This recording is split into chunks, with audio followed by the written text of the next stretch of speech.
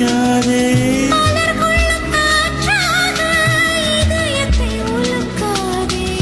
அந்த இளவயதில் ஆற்றங்கரை மணலில் காலடி தடம் பதித்தோம், யார் அழித்தார்?